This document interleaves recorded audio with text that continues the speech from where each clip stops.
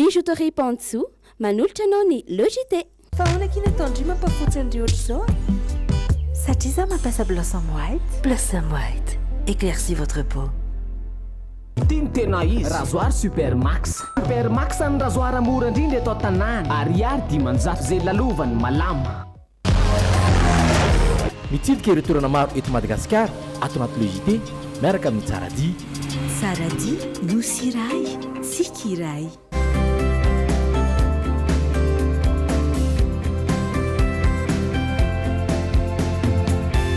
Sanifère, le meilleur. Telma, safidiko numéro 1 malagasy manolotra ho anao.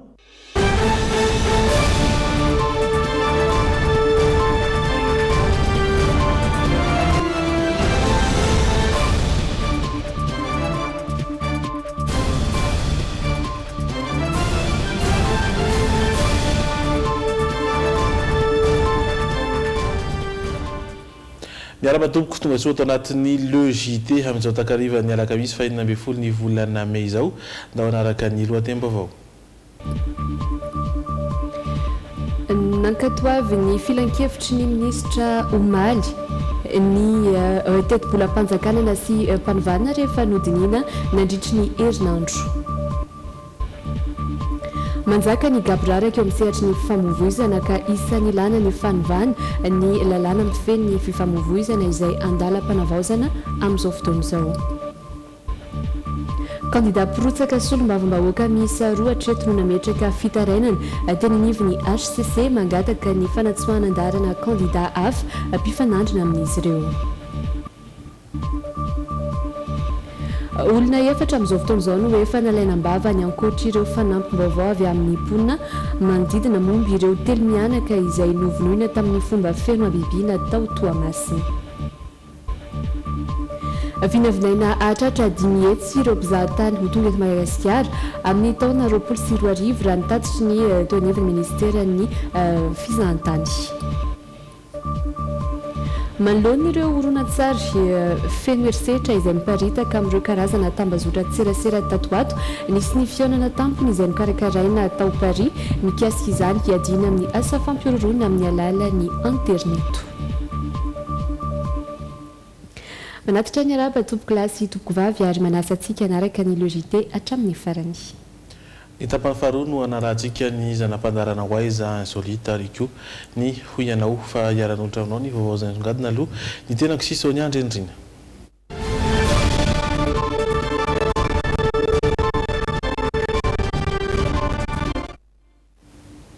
Nakatoavy ny filan-kevitry ny ministra Omaly aloha ny teti-bolam-panjakana na sy mpanovana rehefa nodiniana nandritry ny herinandro.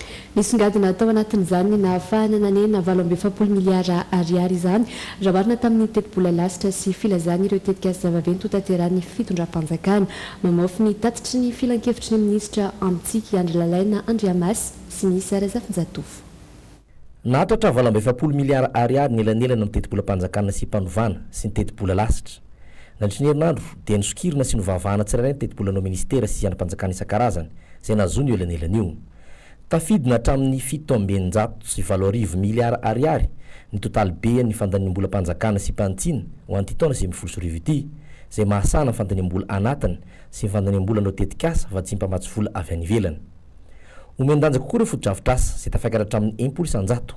Isan'izany ny fanamboaran-dalana toy ny RN 44 makany Ambatondrazaka, ny RN 5A mampitoena Ambilobe sy Vohemara, ny RN 5 Mainga Tomasina makamaroantsetra Manaravaratra, Sonranivongo ary Fenorivatsinanana, ny RN 9 mampifandray ny Toliary amin'ny Morombe, ny RN 13 mampitoy Aniosy amin'ny Tolanaro sy ny maro hafa ary ny fametrahana ny flyover. Eo koa ny fanondrena trano sy toeram-pinanana isan-tsokajana. Ny fanamboarana sekoly ahitana efitrano misy 700 miaraka amin'ny fampitaovana izany sy ireo mpianatra. Ny fanondrena université lehibe misy 4. Ny fanomboana ny asa fametrahana ny tetikasa Tanamasoandro. Ny fanarenana ny fitaterana an-dalamby eto Antananarivo sy any Fianarantsoa Côte Est. Ny famatsiana fitaovana fakana fako ny Samva. Ny fametrahana ireo toeram-pakana aina isaky ny 100 km eny amin'ny lapirenena maro. Ny fampitaovana ireo mpitandro ny filaminana. Ny fametrahana milina fanamboaran-dalana isaky ny faritra izay ho tonga 13 Atsoatsy. Ny fametrahana laboratoire isaky ny renivohiparitra. Ny fanajariana lemaka fambolem-bary mirefy 10 alina hektara ary ny fandroana hôpitaly manara-penitra misy 3 sy mifanavaozana toeram-pitsaboana maro manerina nosy. Ankoatra ny fotodrafitrasy dia nididina ny 4 isanjato ny fampiasam-bola mahasana sosialy. Ny 20 isanjato kosa ny fitatanandraram-panjakana ary ny sempamokarana dia nijanona ho 1 isanjato. Vinavinainy 23 isanjato ny tany fampidira-ketra. Everino 5 isanjato ny fitombony arkarena faobe ary tsy ohatry ny 4 isanjato ny tany fiakaram-bidy amin'ny ankapobeny. Notapahany filan-kevitry minisitra Omaly ity tetipolam-panjakana sy mpanovana ity ary nalefa eny amin'ny fitsanavo molam-panorenana mba ampifanarahana amin'ny lalàna fototra mifehy ny tany melohana moana azy sy ampanakery azy. Famitoatrano ny asa fanamboarana ireo lalana eto andrenivohitra iarahana amin'ny ministeran'ny asa vaventy. Miteraka olana toy ny fitohanany famovoizana nefa izy ireny matetika toy ny misy etsy Anjanahary izay nanaovany andro lalain'Andriamasy misy Razafinjatovo fanadihadiana androany tsy mahakivy ny mponina sy ny mpampiasa lalana nefa izany fa izy ireo azo lalana tsara no tombony. Tafiditra anatin'ny asa fanarenana ny lalana Antananarivo ity fanamboarana lalana mampitoena Anjanahary sy Ambatomainty ity. Lalana mirefy 1 kilometatra eo. Voatery tapahana tanteraka ny lalana nomboka nalatsinainy lasa teo ka niteraka fotoana famovoizana indrindra rehefa maraina sy hariva. Mangany fotsiny tsy fafandrom-ponina mamoaka ny fiarany. Mety aminay ihany aloha zany zany ny amboteazy manjeraka be. Ahoana ny amboteazy am'izao? Manjeraka tena manjeraka. Misy fiantraikany amin'ny karama? Misy. Zaoka tsisy olona mihitsy tsy mandeha bus ny olona. Tsy manangana amboteazy be io. Fa angamba manaikitra be ny amboteazy? Ay, tena amboteazy be ao. Misy fiantraikany amin'ny karama? Tena misy fiantraikany be dia be toro 3 vita toro 2 vita parivin'ny andro. Mety le fanamboaran-dalana amiko aloha satria raha tsy amboarina ary le lalana dia ahoana indray no le lalana efa tena ratsy le lalana dia mila tena hoe amboarina tsara zany tena maro. Dia ahoana indray nefa ny embouteillage? Ka tsy maintsy mihena amin'izay aloha. Tsy maintsy mihena amin'izay satria karaha tsy atao tsy amboarina ary moa le lalana zany dia ahoana manimba tomobile ihany koa nge le lalana ratsy ny ankapobeny. Marina fa nisy hoe fa tsara anay ty lalana ity fa move zala izy mbola soloina mba ho tsaratsara korony teo aloha. Mahafinaritra aloha raha ny any za tsy manana tomobile fa tongotra fa hitako hoe mahafinaritra. Fa amin'izao izy fanamboarana zao ino mivoka-dratsiny? Mivoka-dratsiny aloha zany eny eo amin'ny resaka le hoe raha misy tomobile tokony hivoaka amin'ny toerana misy garage eo ambany eo zao dia tsy tapa-voaka. Ho tsara aloha izy satria ohatran'ny tonga dia tsindrindra landrem-pandeha ny tany ohatran'ny izongozina teo dia ho ariana an'io izy ny filaza zareo hoe hitony anisan'ny mafindrina zany rehefa vita. Amin'izao fanamboarana zao izy ino mivoka-dratsiny? Ny tomobile aloha tsisy afaka mivoaka ny anay zao tsisy mivoaka mihitsy tonga dia taraiky fa zany aloha miaritra kely dia mahazo tsara zay ny tena izy. Ny embouteillage ny olona ohatran'ny hitako ohatran'ny tsy dia misy tsony amin'ny efa zatra ny efa hoe tapaka ny reza tsisy mandeha mankaty tsony le tomobile zay ny mifaniany amin'ny partir be sarety zany mamody vonina mibetsaka fa ny atao namidina andravoanga sao malalaka be miaka Ramasikara malalaka be.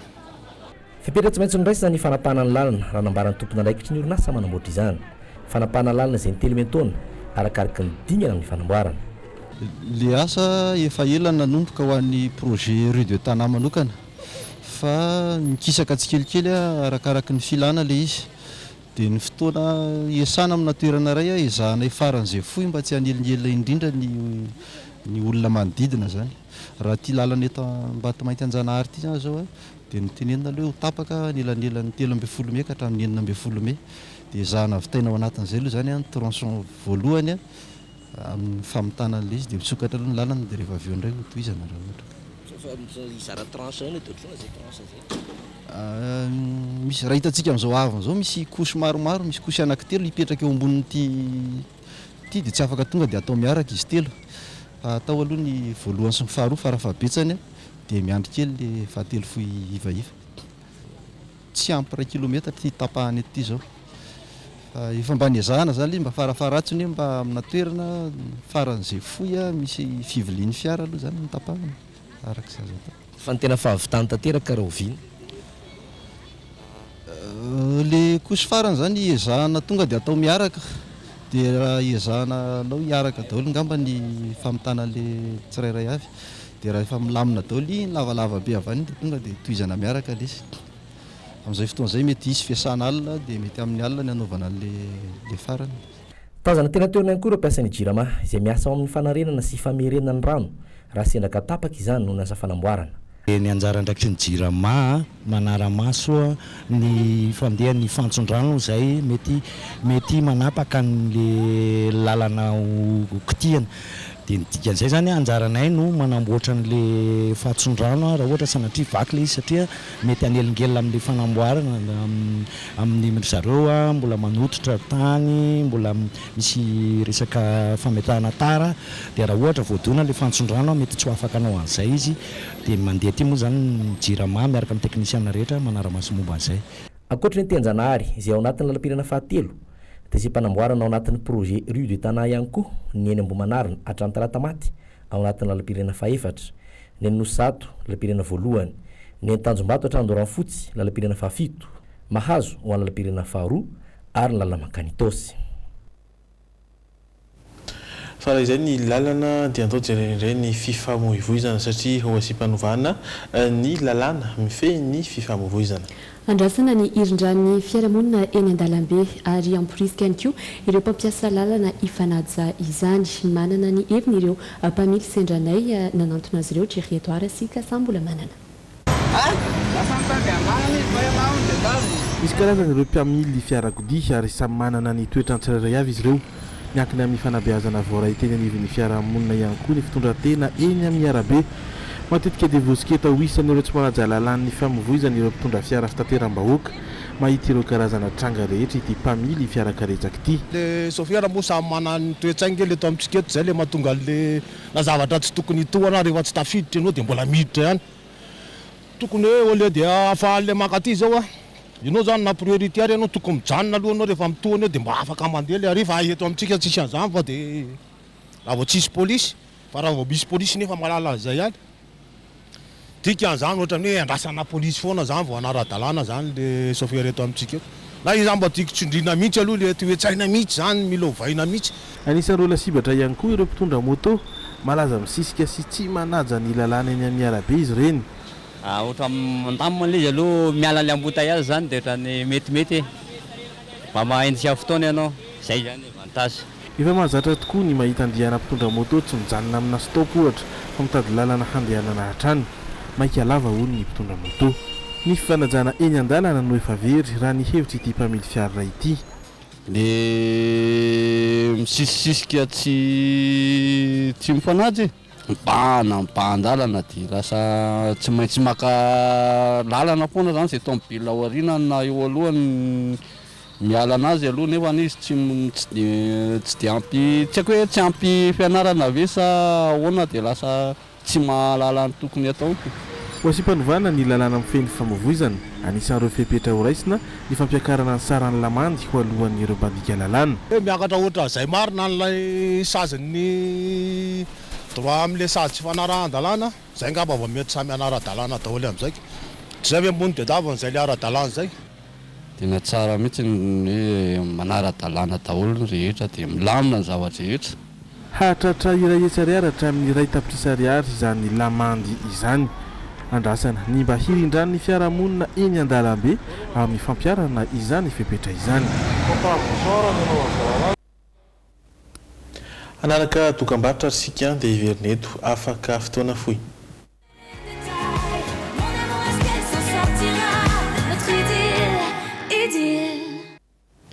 Mitoy ny logide ary isan'ny vaovao mikasika ny fifidianana no anoizantsika izany. Kandida mpirotsaka solombavambahoaka miisa roa hatreto no nametraka fitarainana eny anivon'ny fitsarana avy momba ny lalam-panorenana. Ny iray amin'ireo izay tamin'ity herinandro ity izany hoe tato anatin'ny vanim-potoana ny fampielezan-kevitra, ny faharoa kosa dia efa nametraka ny fitaraina ny andro maromaro ny alohan'ny fiatombohan'ny fampielezan-kevitra. Miaiky ny fisiany ireo tsy fanaran-dalàna ny seni vomiera izay naray fitarainana marobe ihany koa. Ny fitsarana ambaratonga voalohany sy ny fitsarana avo momba ny lalam-panorenana irery ihany anefa no afaka mandray izay fifanolanana izay raha toa mifototra amina fanafoanana na fanesorana andarana sy kandida amin'izay fitoriana izay ho rahantsika amin'ny fanadihadiana.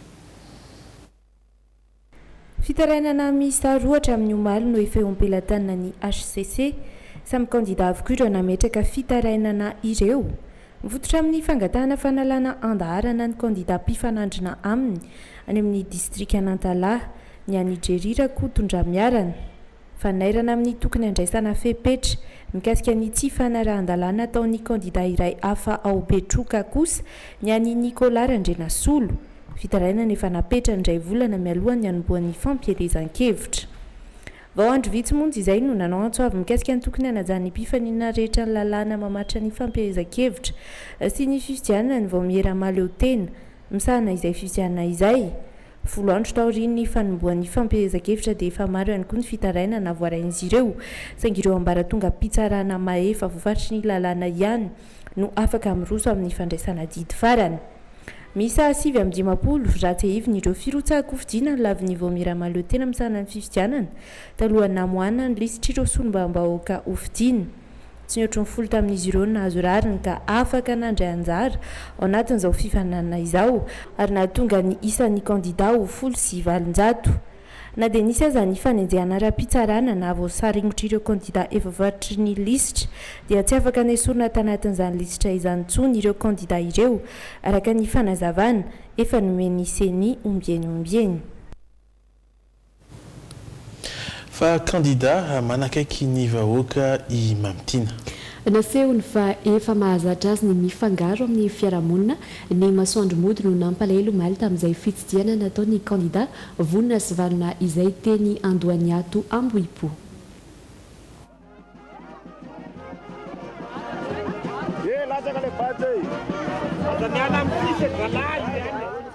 Ny faritra Andohaniato Ambohipo indray no nandray ny kandida vonina sy valona omaly.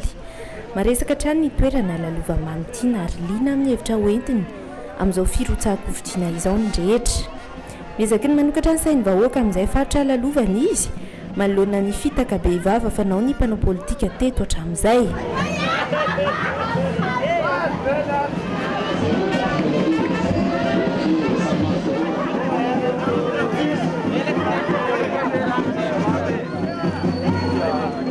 Hatramin'izay tsika dia nanana solombavam-bahoaka fa zao dia tena anana olona isolo anareo hiaro anareo amin'ny fahamarinana amin'ny fahitsiana ary indrindra tsy hanao kolikoly ary eto dia porofotsika manomboka izao fa ampy izay ny fanaovana fametsifetsena ny vahoaka manao député isaky ny 5 taona vao mody manao lalana na isaky ny 5 taona mody mizara zavatra fa iza dia isan'andro hiaraka aminareo vahoaka.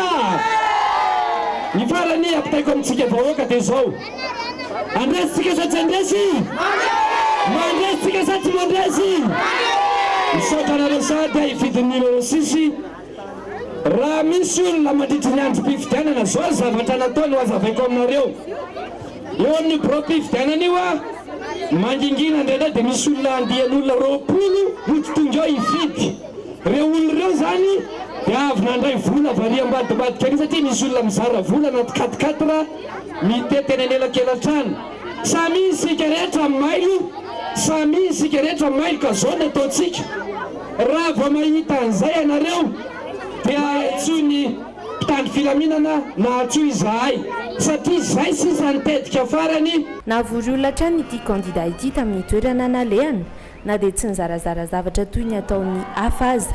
Profo izany fa efa masaka raha-potikevitra ny olona ary maharesy lahatra azy ity vatona sondrotry ny tany ity. efa malaky deputétsika tamira volona sy valona andeana fahalalona tsy androana miaraka amin'ny député androana miaraka député ana fampisehoana izany miaraka mipilika feky trano am-piarahamonina kosa tsy mbola fantatra mazavatra eto izay tena nahavanana famonoana ireo teny mianaka tany Toamasina. Mizotra miandalana ny fampitorana izay ataon'ny mpitandro filaminana olona efatra amin'izao fotoana izao no efa nalainam-bavany ankoatra ireo fanampim-baovao avy amin'ny mponina manodidiny tsy mbola hita kosa ilay mpiambina ny tanàna izay tena ahina amin'izao raharaha izao fanampim-baovao tateriny Drasel Njaraveny sy Doda raha Tsarinjato. Olona misa efatra amin'izao no efa nohenoiny polisy miandraikitra ny famitorana ao Toamasina mahakasika ilay razana telo mianaka hita tao an-tokantrano ny farany herinandro lasa teo. Piasa manao ny asa fanamboarana ny trano n'ity fianakaviana ny arandoza ity avokoa ireo nalainambavany ireo. Misa fotofoto tanteraka nefa mifizotry ny famotorana, miovaova ny filazan'izy efatra amin'ny rahalahy. Etsy an-daniny nanambara ihany koa ireo mponina manodidina fa nandalo matetika teny amin'ny toerana ireo mpiasa ireo na efa tamin'ny fotoana nanomboka tsy nahitana azy telo mianaka aza. Tsy mazava tanteraka ny valiteny rehefa manontany azy ireo manodidina no heverina fa mbola nanohy ny asany hatrany izy ireo. Na izany aza milaza ny polisy manao famotorana fa tsy mbola ampy ny porofo hiampangana ireo nalainambavany ireo. Mbola manao ny fanadihadiana ihany koa ireo manam-pahaizana miandraikitra ity raharaha ity. Antony mahela ny voka-pikaroa nataon'izy ireo ny fahasarotana tamin'ny fizahana ny vatana mangatsiaka noho izy ireo efa simba tanteraka. Ankoatr'ireo efatra voatazona ireo, ahina ho tena tomponantoka amin'ity von'olona mahatsiravina ity ilay mpiambina ny tanàna. Izy io izay mbola tsy hita hatramin'izao efa mandeha kosa ny fikarohana. Raha tsy ahivina, Guadeloupeanina mizaka ny zoam-pirenena frantsay 12 taona sy ny vadiny teratany malagasy 12 taona ary ny zanak'izy ireo lahy 7 taona no hita faty tao amin'ny trano fonena ny tany Tomasina ny farany herinandro teo. Tsy nisy nafantatra ny trangan'seho fa andro maromaro vao nanao fikarohana ny fokon'olona no ny fahenoana fofona maimbo tao amin'ilay trano. Nalevina ny talata hariva teo tao amin'ny fasambahiny Tomasina ireo razana ireo. Manaraka akaiky ny fizotra ny fikarohana izay navanina ity loza ity ny masoivy frantsay eto Madagasikara. Izy ireo izay efa nandefa solitena nidina hifotony teny atoerana araka ny fampitam-baovao voaray hatrany. Trano-piarahamonina hatrany.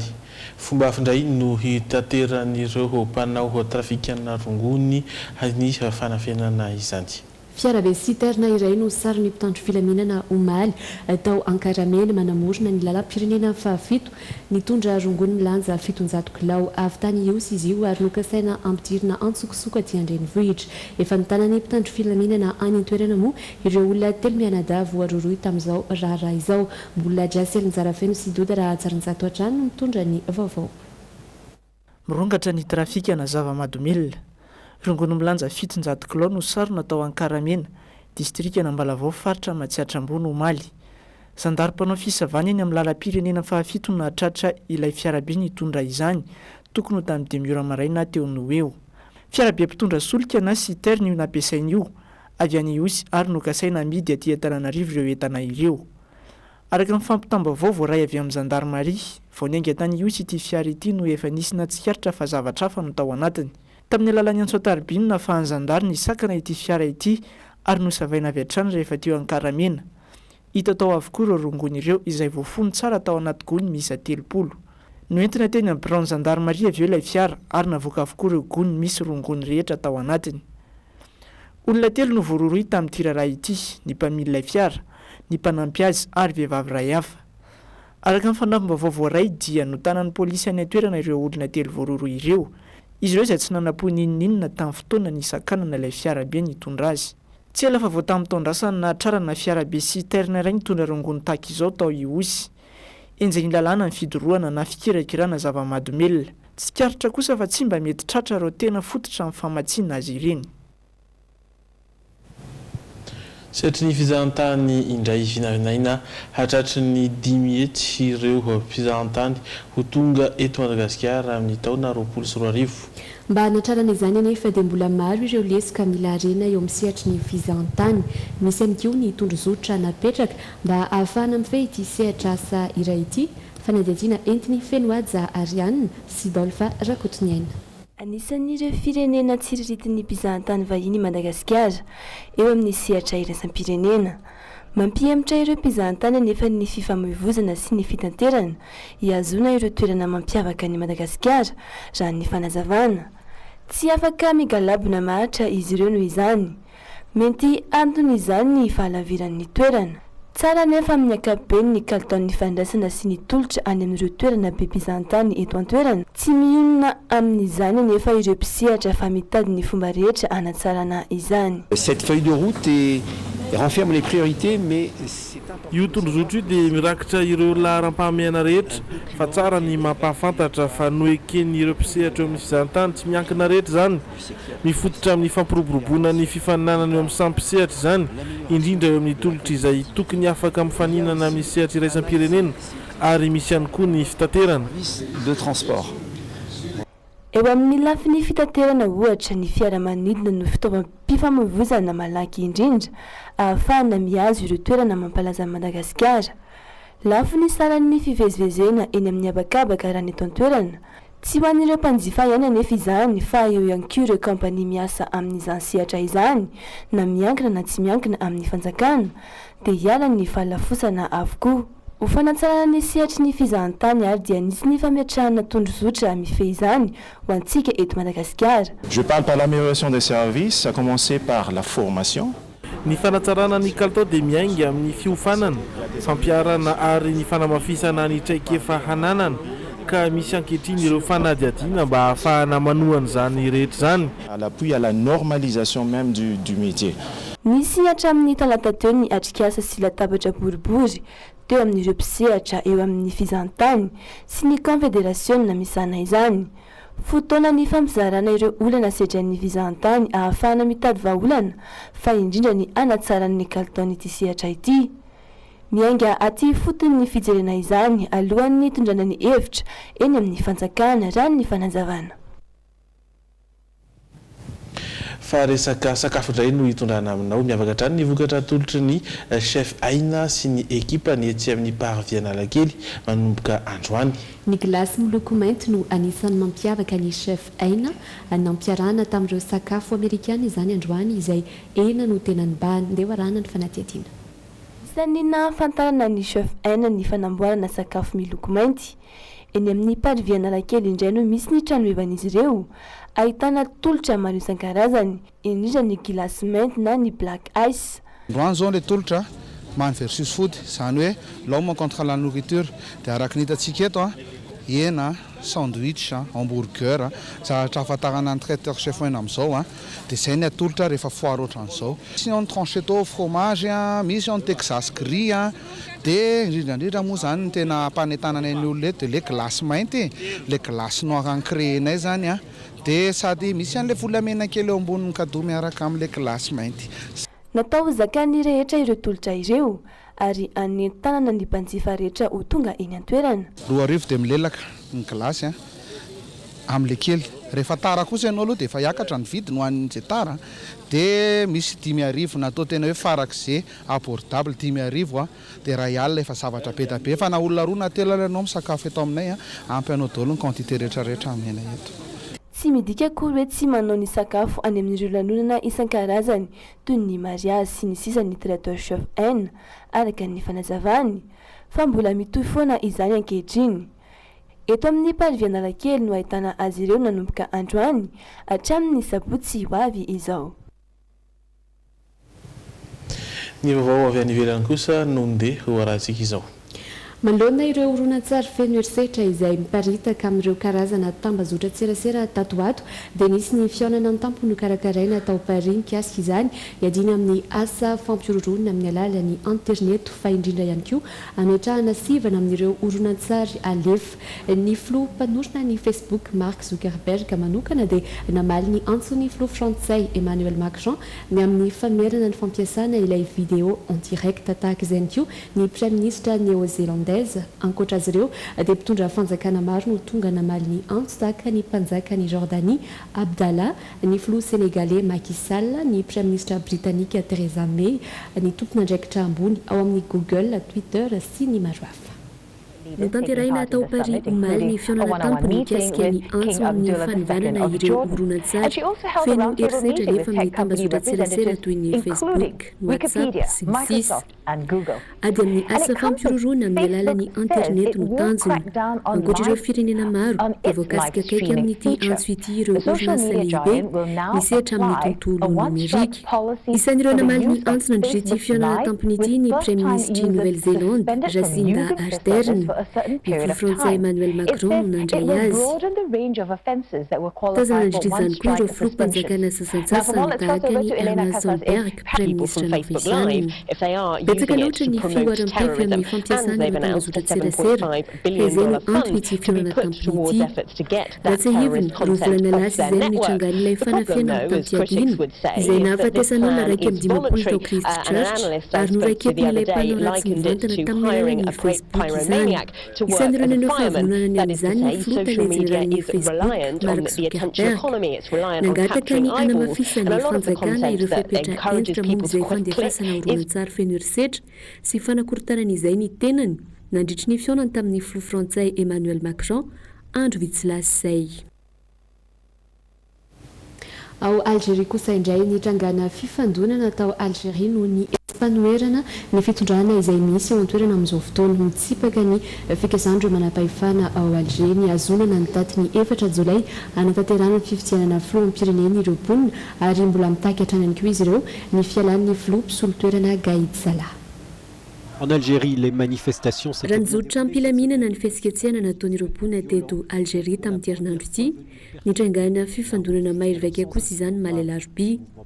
Isan'ireo lasibra tamin'izany ny toerany prefecturany Tinercook izay niarany fahamaizana. Mitotaly 420 ireo mpitokona sy mpitandro filaminana naratra raha nitatitra. Fitokonana izay mbola anoheran'ireo mponina ny fitondrana ao an-toerana amin'izao fotoana. Raha ny marimarina kokoa dia mitsipaka marindrany fikasan'ireo manam-pahefana eto Alger ny azonana ny daty ny 4 Jolay anatanterana fifidianana filoham-pirenena izy ireo.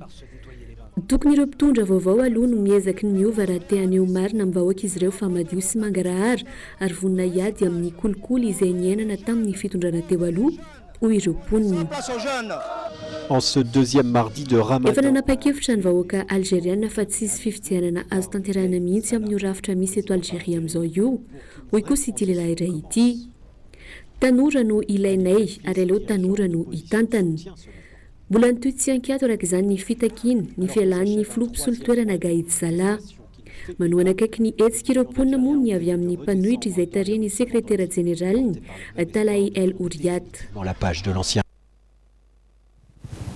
Isarina koa no mamarana aloha ny tapany voalohana nanaratsika ny vaovao izay nasongadina tamin'ity andro anty ampatsahivina aminao ireo matoam-baovao nankatoaviny filan-kevitry ny ministra Omalial ny tetobolam-panjakana nasy-panovana rehefa nodiniana nandritra ny herinandro maro. Fantatra ihany koa fa manjaka ny kaboraraka eo amin'ny sehatry ny famovoizana ka isan'ny ilana ny fanovana ny lalàna mifehy ny famovoizana izay andalam-panavaozana amin'izao fotoana izao. Kandida pirotsaka solombavambahoaka miisa roa kosa hatreto no nametraka fitarainana eny amin'ny fitsarana avo momba ny lalam-panorenana mangataka ny fanatsoahana andaharana kandida hafa mpifanandrina amin'izy ireo ary eo amin'ny tranga mpiaramonina olona 4 amin'izao no efa hanalaina ambavany ankoatra ireo fanambavao avy amin'ny mponina mandidina momba ireo telo mianaka izay nivonoina tamin'ny fomba feno abibina tao Tomasina. Ireto kosa indray no miandrantsika ao anatin'ny tapany faharoan'ny logité amin'izao takariva izao. Ny ao anatin'ny Waiza dia hibahan-toerana ny mahakasika ny tranombakoka ny musée de la photographie eny Andohalo. Ao anatin'ny oiana kosa ny CCS tato ato ny trafika na zava-mahadomela mahery ary manodidina izay indrindra ny fanontaniana napetraka. Topogan lehibe indrindra ao Europa izay mampifandray tanàna roa no entina amintsika ao anatin'ny insolite. Anaraka dokam-barotra vetivety isika dia miverina eto indray aorian'izay.